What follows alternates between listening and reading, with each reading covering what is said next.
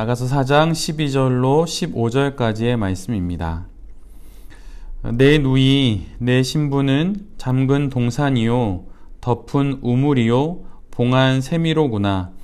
내게서 나는 것은 석류나무와 각종 아름다운 과수와 고벨화와 나도풀과 나도와 번홍화와 창포와 개수와 각종 유향목과 모략과 침향과 모든 귀한 향품이요 너는 동산의 샘이요 생수의 우물이요 레바논에서부터 흐르는 시내로구나.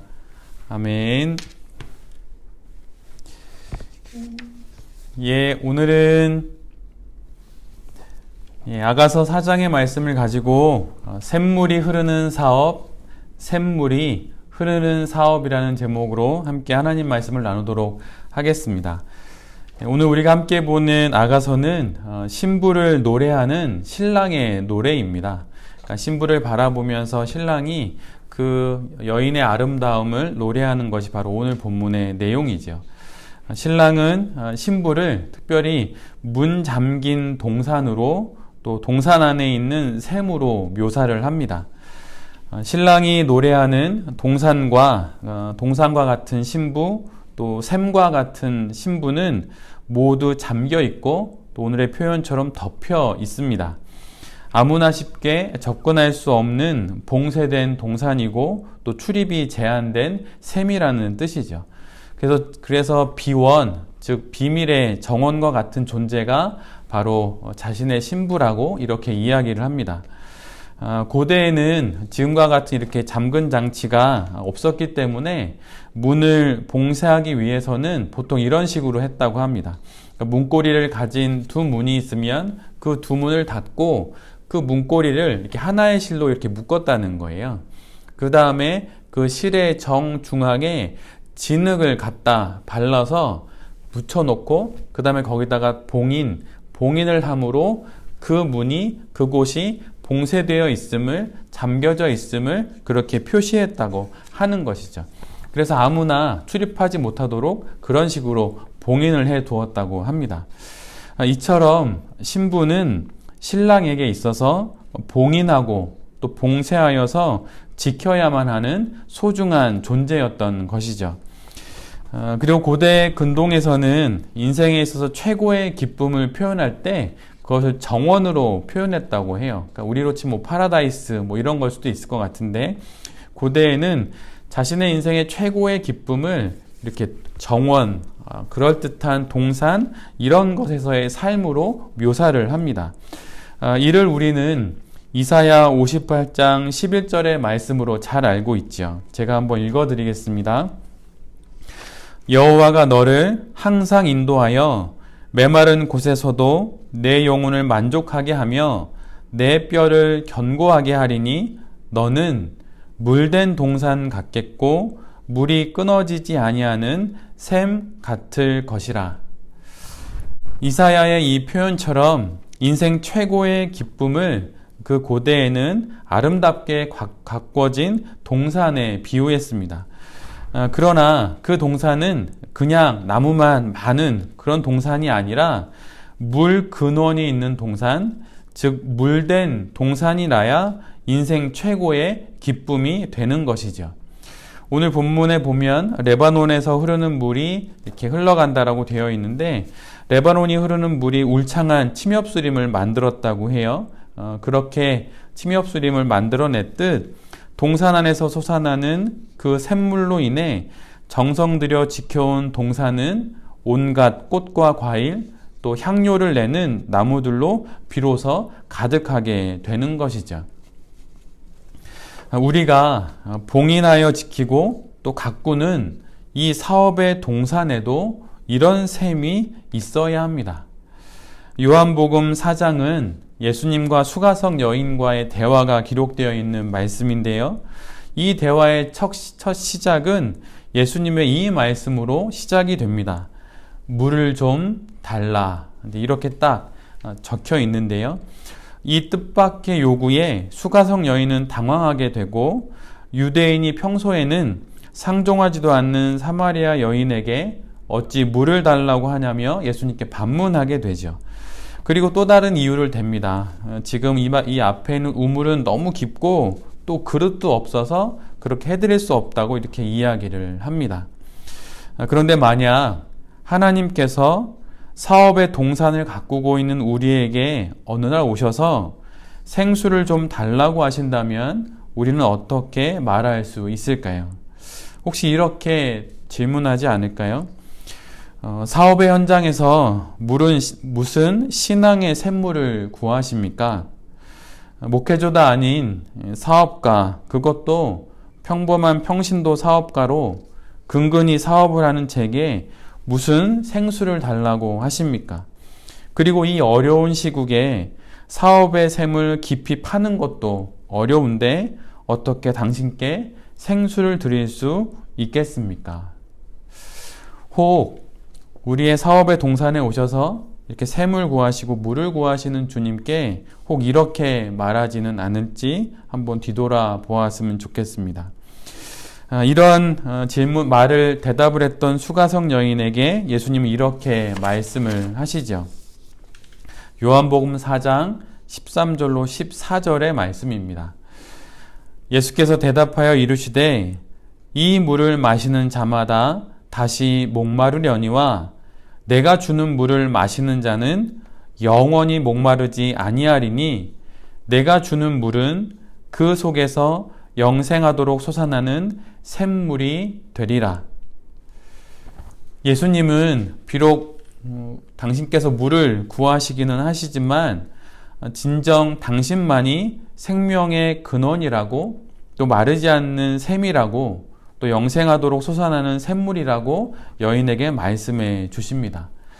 수가성 여인이 다시는 목마르지 않을 물을 원했듯 우리 역시 사업의 형편과 상황 또 경기의 호황과 불황 가운데도 결코 영혼의 목이 가라지 않을 예수 그리스도라는 생수를 날마다 사업의 동산에서 마셔야 하는 것이죠.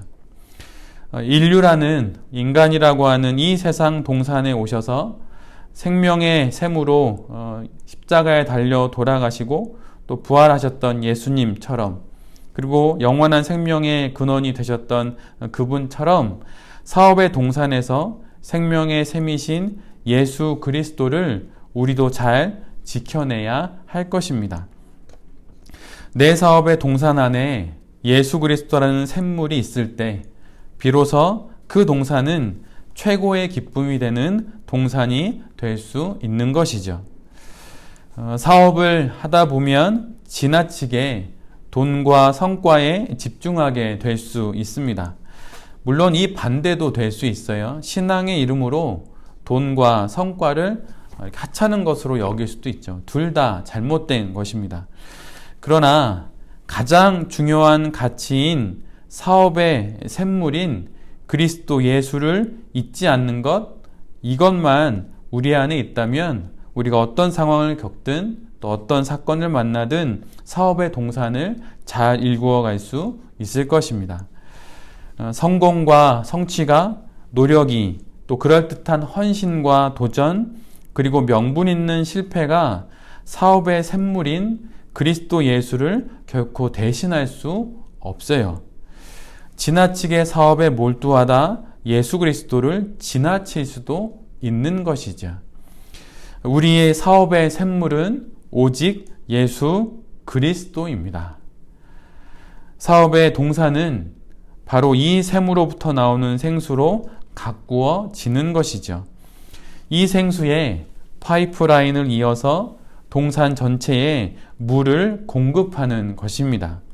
그럴 때 가시만 간신히 자랄 수 있던 그 땅이 풍성한 과실로 가득한 동산이 될 수 있을 것입니다.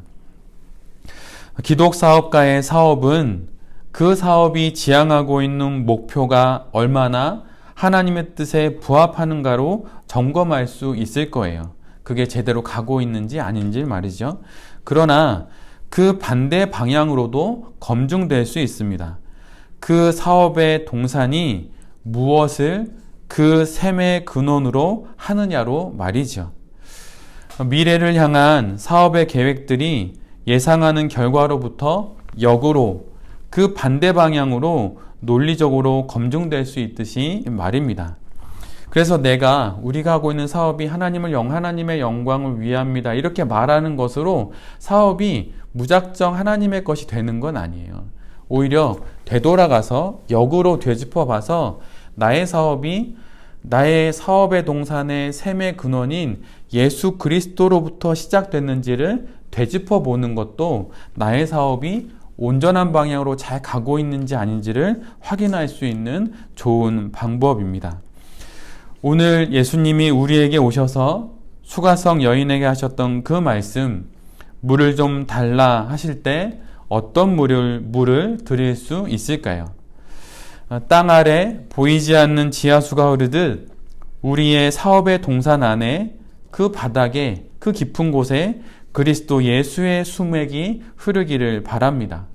그리고 그 물을 달라 하실 때 그분께 그 물을 떠듯 주님께 드릴 수 있는 우리 베레베 모든 가족들이 되었으면 좋겠습니다. 달란트를 맡기고 떠난 주인이 돌아와서 달란트를 찾듯 주님께서 우리의 사업의 동산에서 생수를 찾으실 때 그때 예수 그리스도를 가장 먼저 떠드리는 우리 모두가 되기를 간절히 빕니다. 그리고 그 물을 마시고 주님께서 잠언 25장 13절의 말씀과 같은 말씀을 하실 수 있기를 기도합니다. 잠언 25장 13절은 다음과 같은 말씀이에요. 충성된 사자는 그를 보낸 이에게 마치 추수하는 날에 얼음 냉수 같아서 능히 그 주인의 마음을 시원하게 하느니라. 내 사업의 동산에서 흐르는 그 샘물을 내가 맛본 것이 마치 추수날에 얼음 냉수를 마신 듯 하구나. 이런 얘기를 들을 수 있다면 그러면 우리가 제대로 사업을 하고 있는 것일 수 있겠지요. 여기 계신 모든 베레베 가족들이 이런 사업을 하시는 귀한 하나님의 자녀들이 되실 수 있기를 간절히 빕니다. 어느새 4월 말씀하신 대로 새 봄이 시작되었습니다. 이 새 봄에 내 사업의 동산이 울창하기를 소원할 수 있겠지만 그것보다 먼저 내 사업의 동산에 그리스도 예수라 하는 그 샘물이 잘 흐르고 있는지를 뒤돌아보므로 주님께서 맡겨주신 이 사업들을 주 앞에서 잘 감당하시는 모든 베레베 가족들이 될 수 있기를 간절히 기도드립니다. 아멘.